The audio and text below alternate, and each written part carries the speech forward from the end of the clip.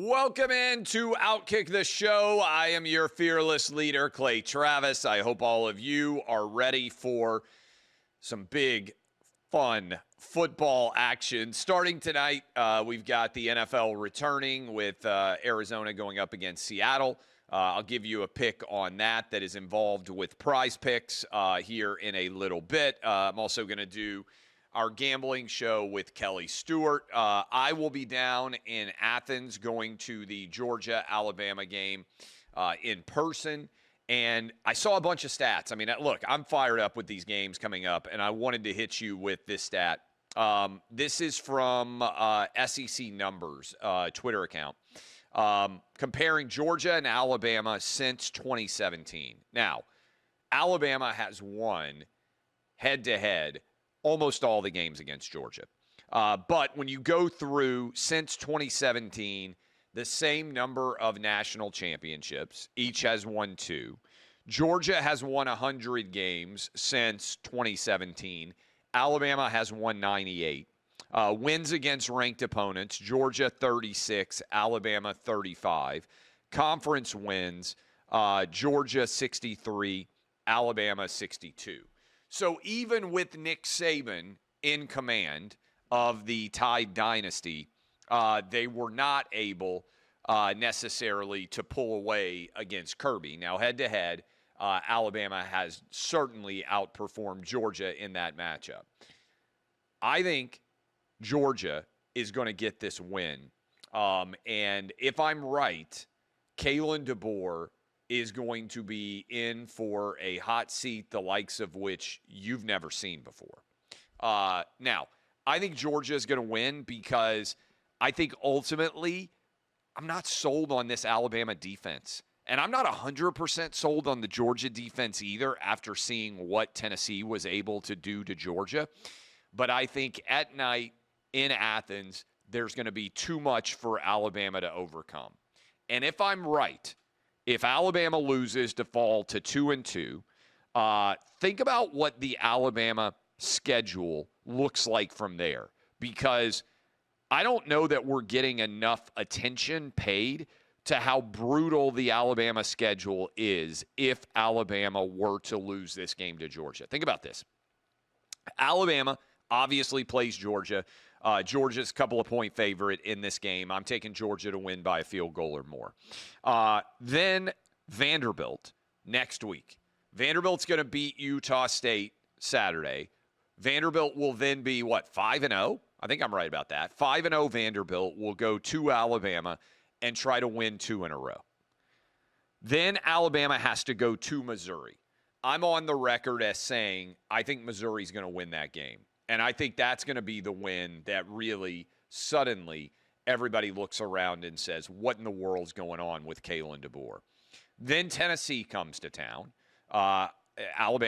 Tennessee has not beaten Alabama in Tuscaloosa in a long time, probably since, maybe since 2004. Might have been the last time. That's off the top of my head. Then Alabama has to go to South Carolina. Okay, maybe that game doesn't look as difficult because the Gamecocks haven't played well, but that would be a monumental win for South Carolina.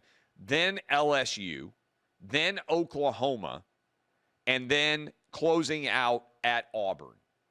If Alabama loses this game to Georgia, they have almost no chance, no possibility whatsoever of being able to win a championship. By the way, Adam tells me the last time Tennessee won in Tuscaloosa was 2003. So it's been a long time. But if Alabama loses to Georgia, I don't think there's any chance at all that Alabama runs the table, which would be necessary, I do believe, sitting at 2-2 to be able to make the college football playoff. So that's a little bit of a preview for what the conversation might look like come Monday if Alabama loses that game. Also, we are going to be doing some interviews. You know, I've been doing long-form interviews. Encourage you to go check out Cody Campbell. We're going to be doing some long-form interviews this weekend. They will be coming out next week. I'm not going to tell you who they're with, just that I think you're going to really enjoy them. good time to go subscribe to the YouTube channel because that's where these conversations are posted in their totality. And I'm going to be doing more longer form conversation in the weeks, months, years ahead, hopefully, of the program. And right now you can get those by clicking like and subscribe on the OutKick page, which is where many of you are watching this right now. The other biggest game to me, Oregon on the road against Penn State. The criticism of James Franklin has been, James Franklin can't win the big game. I don't think that's fair. And I'm never a guy who buys into criticism, by and large, surrounding big games. Because the first person that I really noticed this attack applied against was Peyton Manning. Peyton Manning can't win the big game. He lost to Florida, or he loses to Tom Brady and the Patriots. And the unfair aspect of can't win the big game is the big game is artificially defined as whatever game somebody loses. You have to win a lot of games to make the big game matter. And there is something to be said for all of those wins because you're basically constantly shifting your definition of the big game. And so if Penn State were to beat Oregon, people would still not say that James Franklin could win the big game because they would say, well, they can win a game at home. And then if Penn State loses later in the year, I think they have to go to Ohio State, people will say, they can't win the big game. Or if they lost the Big Ten championship game, or if they lost in the playoffs, whatever game that person loses is the big game that they can't win. I think Penn State's going to win this game. Doesn't mean I don't think Oregon's really good. I just don't think the Ducks have been challenged. And I think Penn State, 3-0 bye week, they've been laying low, waiting for this game. 7 p.m. Eastern, I think, the whiteout in Beaver Stadium in Happy Valley. I think it's going to be an electric environment. And I think Drew Aller is ready to take the proverbial next step and be a truly standout quarterback in a college game. So if I'm right and James Franklin and Penn State win this game, everybody is going to still say, he can't win the big game because you constantly shift and alter what you say about big games based on what the game is. It's just not a fair critique, would be the way that I would break this down. It's the best weekend ever, by the way, with the Ryder Cup going on. We got games starting as early as tomorrow night with FSU Virginia, which I think is going to be a sneaky good game. I think the Cavaliers' offense has a real chance to be competitive in that game. Heck, TCU going up against Arizona State, I think is going to be a really good game as well. And then Saturday, I love Arkansas's chances to upset Notre Dame. And really knock Notre Dame out of the conversation and finally out of the top 25. And I know Arkansas Razorback fans are like, why would you put this on us, Clay? Because Arkansas finds ways to lose no matter what. But I think they'll play very well. Arkansas, arguably, certainly should be 3-1. Arguably, you could even say they'll be 4-0. I think Washington is going to have a close game against Ohio State. This LSU Ole Miss game I can't wait for, because we really don't know very much about either of these teams. And basically Vegas is like, hey, it's a toss-up. Ole Miss is around a 1.5 favorite. LSU was around a 1.5 favorite. Vegas is basically telling you we got no idea. The LSU win over Clemson doesn't look as good as it did early in the season. Ole Miss, I think, is pretty good, but they didn't play great against Kentucky. They didn't play great against Arkansas, particularly not on the defensive side of the ball. So Ole Miss is sitting there at 2-0 in the SEC, but I think there's a lot of questions about them. And so I can't wait for that game, which is going to be on at 3:30 Eastern. Auburn, Texas A&M. I have no idea what's going to happen in this game. Auburn, if the officiating rules are applied correctly, and if you just had Jackson Arnold hit a couple of more plays, Auburn would have won on the road against Oklahoma. So I think this story is worth paying attention to. Indiana, Iowa, sneaky good game. Tennessee, Mississippi State. This day is one that is perfect to kick your feet up and just chill. In fact, I'm going to be down in Athens. I think there's a decent chance that I don't even want to hardly get out and tailgate, that we will just hang out, my son, my 15-year-old and me, and just watch games. And in our hotel room, because there's so many good games going on. And then we'll walk over to the game at night to watch in person. But one of the downsides, this is a sign of how good college football is. One of the downsides of college football is I sometimes don't like going to games because there are so many games I want to watch. And I know you guys are probably like me. I'll put on the multi-view. I'll have 4 or 5 different games going. I start at noon Eastern, and I basically go to midnight, and I watch as many different games as I possibly can. But on a day like today, a day like Saturday, it doesn't get much better. Speaking of not getting much better, we've won 2 out of 3 with Prize Picks. And I want to make sure that I give you one that I love. I love this pick. Prize Picks has given us a free square. Kyler Murray Jalen Hurts more than 1/2 passing yard. So free square, we cannot lose. Jalen Hurts more than 1/2 passing yard. So take your free square from Prize Picks. Then Kyler Murray more than 1/2 passing touchdown. And Sam Darnold more than 1/2 passing touchdown as well. That game is tonight. Arizona going up against Seattle, Seahawks against Cardinals. I think that Kyler Murray and Sam Darnold will both have touchdown passes. If I am correct, then you're going to have a winner tonight. Pays out at 2.5 to 1. It means if you put in $10, you'll get back $25. If you put in $100, you'll get back $250. If you put in $1,000, you'll get back $2,500. Go get hooked up right now. PrizePicks.com, code OutKick. You can also download the Prize Picks app, code OutKick. When you play $5, you get back $50. You can play in California, you can play in Texas, you can play in Georgia, where I'll be this weekend. You can play all over the country. Make sure that you get hooked up and you take advantage of the outstanding opportunity. PrizePicks.com, code OutKick. Again, one more time. Kyler Murray, more than 1/2 passing touchdown. Sam Darnold, more than 1/2 passing touchdown. And Jalen Hurts on the free square. If I'm right about that, 2.5 to 1. $10 turns into $25 at PrizePicks, code OutKick. Several different stories that are continuing to circulate. We got some different graphics. I want to hit a variety of these. By the way, Kelly Stewart and I will be doing the fade here momentarily, which should be great. I put this out yesterday, and a lot of you saw it. I was on with Jesse Waters last night. I'll be on with Sean Hannity tonight, by the way, at 9:45 Eastern. But last night with Jesse Waters, I responded to this clip from Gavin Newsom where he says that there's not going to be elections in 2028. And I'm not trying to be bombastic here.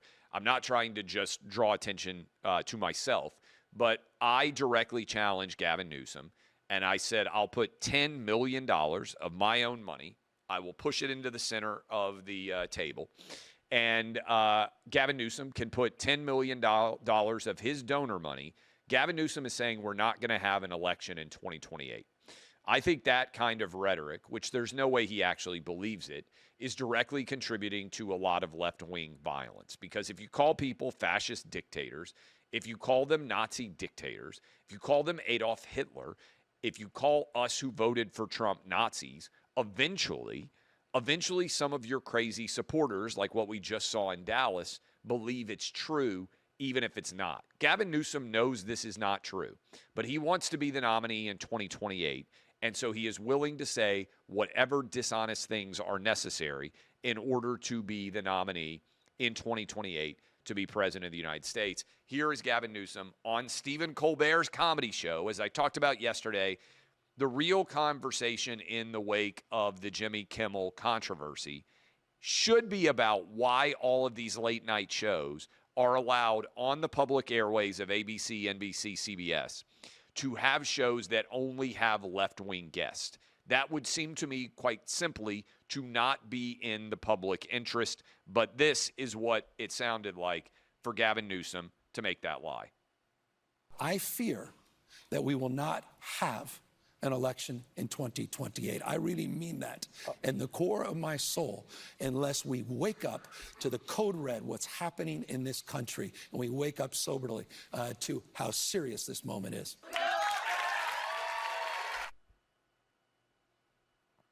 Lie, lie, lie. Gavin Newsom, put your money where your mouth is. I will put $10 million of my own cash up against you. And when I win, I'll even take you out for a fancy dinner at the French Laundry. Newsom's just a liar. He knows this is not true, but he's willing to say whatever lies he thinks is necessary to potentially get him a bit better position than he otherwise would. I mentioned the ICE shooter. I think it's important to be honest and continue to point out that left-wing political violence has become far too prevalent in this country. And there is an attempt to pretend that the Brett Kavanaugh assassin was anything. Let me just say it straightforward. The Brett Kavanaugh would-be assassin was a left-winger. The shooter at Minneapolis and in Nashville, the trans shooter who killed all those young, innocent Christian kids, was a left-wing violent trans activist. Charlie Kirk's assassin was a left-wing crazy person. You can start to stack all of these together, including the Dallas ICE shooter. We have footage here of the bullets written on the bullets, on the casings of the bullets, for people out there who are big gun people, anti-ICE, right? Go look at the casing here. This is posted by Kash Patel. These people could not be any clearer about their motives for their actions. The just convicted second would-be Trump assassin, crazy left-winger. They're all motivated by the rhetoric, like you just heard from Gavin Newsom, and it is fundamentally dishonest, and I think we should be calling it all out because this is important. And a couple of other things that are out there. Trump weighed in on Kamala Harris.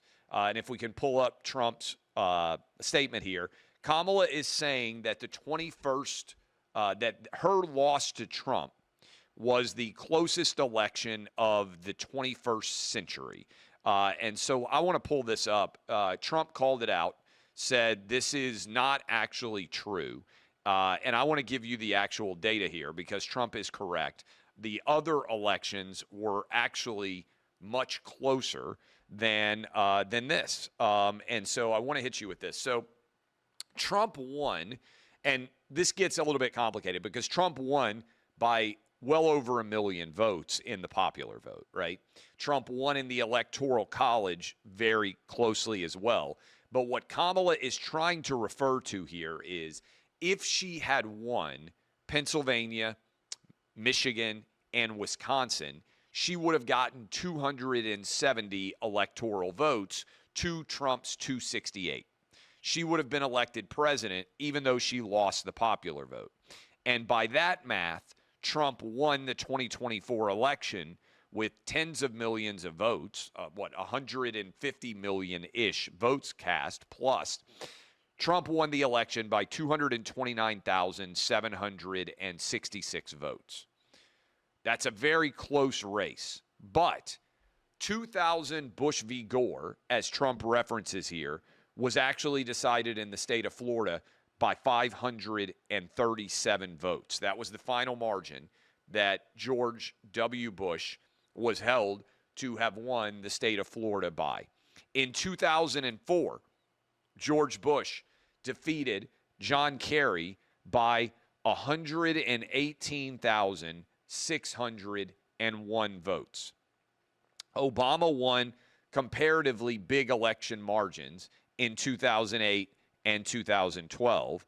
In 2016, Trump beat Hillary by 77,744 votes.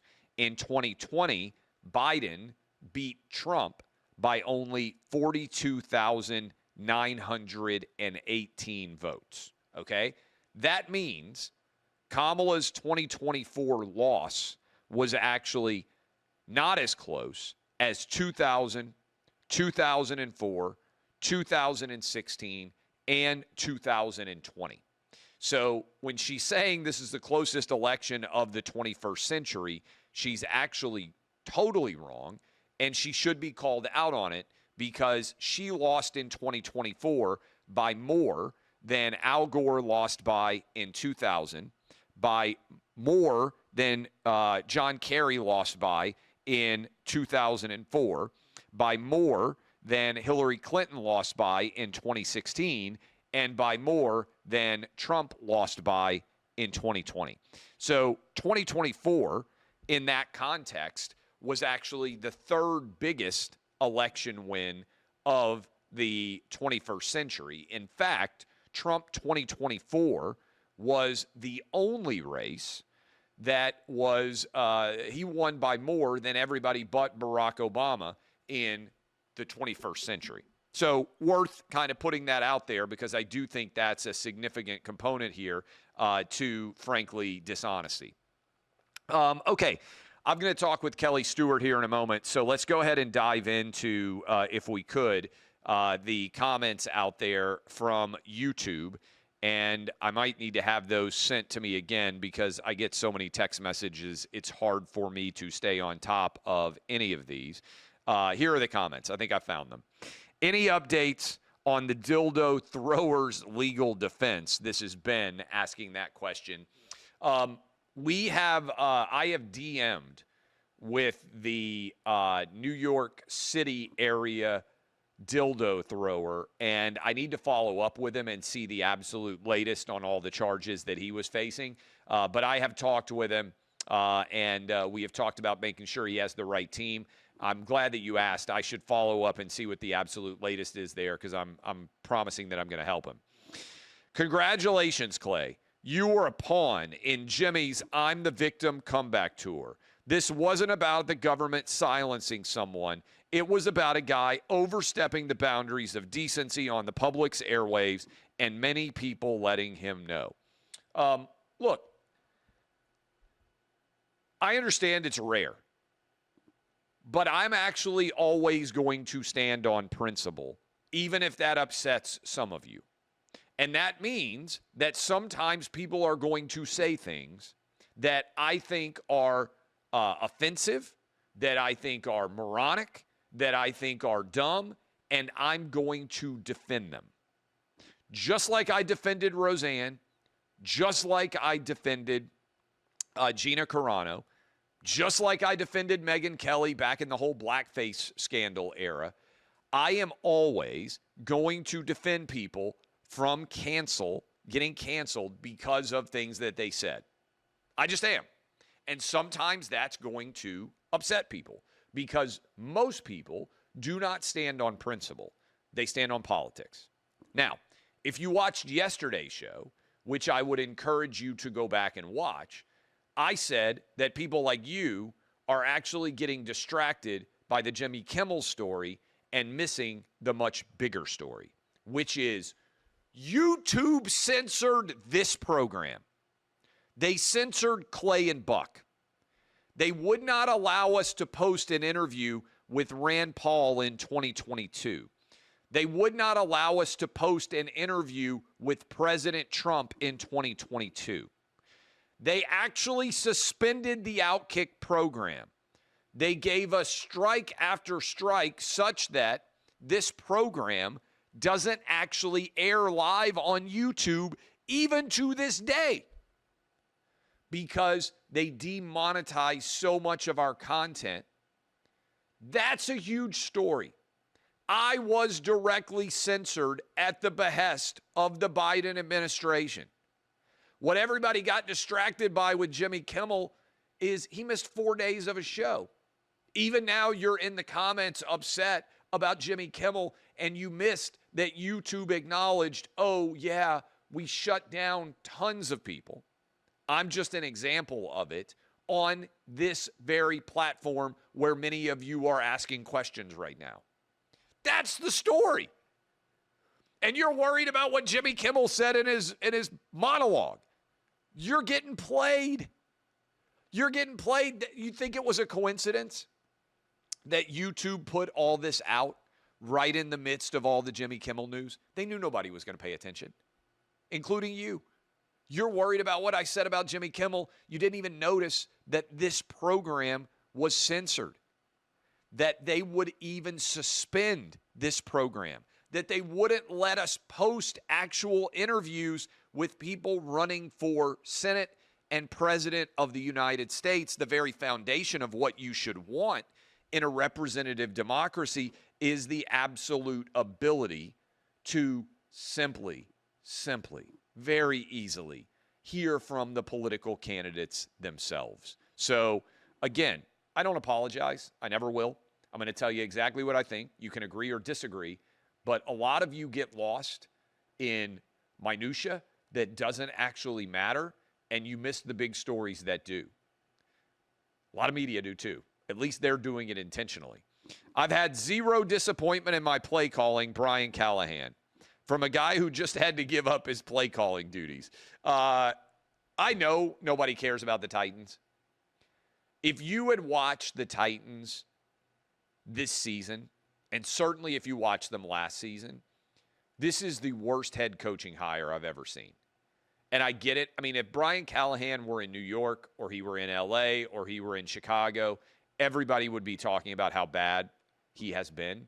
Because of where he is, the Titans are irrelevant as a franchise. Nobody is paying attention to how bad this guy is. He was hired for his play calling acumen, and now they have put somebody else in to call plays. What in the world is he even here for now? That is, unfortunately, the plight of Titans fans. All right, I hope all of you have fantastic weekends. Again, long-form interviews coming. I will be with Kelly Stewart here in just a moment for NFL picks and for college football. But in the meantime, DBAP, unless you need to SBAP, use your brains, don't get distracted, recognize when stories matter and when you're just being played. And a lot of you are being played. The story here, Google, YouTube censorship, Facebook censorship. They've all admitted it at the behest of the Biden administration. It's one of the biggest censorship stories in the history of this country, and most people are paying attention to Jimmy Kimmel way more than they are to that. It's intentional. I'll see you guys. DBAP, unless you need to SBAP. I remain your fearless leader. I'll see you guys next week.